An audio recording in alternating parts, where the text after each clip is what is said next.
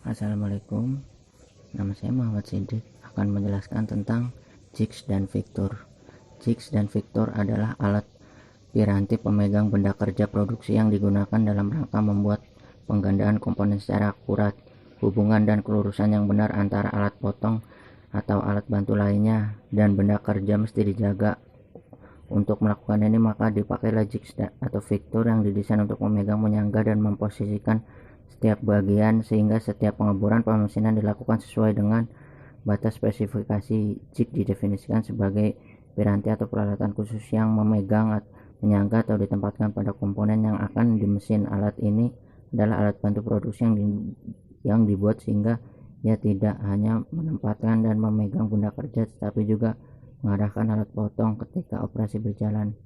Vektor adalah alat peralatan produksi yang menempatkan, memegang, dan menyangga benda kerja secara kuat sehingga pekerjaan pemesinan yang diperlukan bisa dilakukan. Jenis-jenis jig.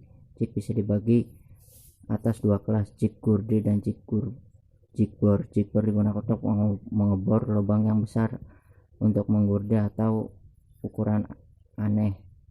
Jig gurdi digunakan untuk menggurdi, drilling, meluaskan lubang, rimming, mengetap, chamfer, counterbore, receive, spot face, atau reserve countersink. Jenis vektor dibedakan terutama oleh bagaimana alat bantu ini dibuat. Perbedaan utama jig adalah beratnya. Vektor dibuat lebih kuat dan berat dari jig dikarenakan gaya perkakas ini lebih tinggi. Vektor adalah plat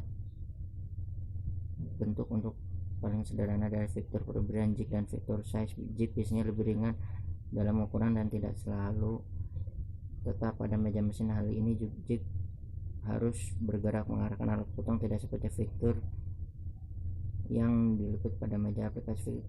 Application vektor dibedakan menjadi aplikasi pada flex yang luas dibandingkan dengan jig. Beberapa contoh vektor secara umum diantaranya lead vektor, milling vektor, grinding vektor, dan shaping vektor.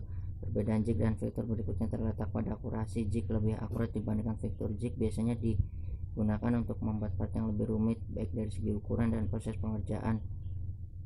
produksi sehingga mendekati bahkan mencapai tujuan yang diinginkan.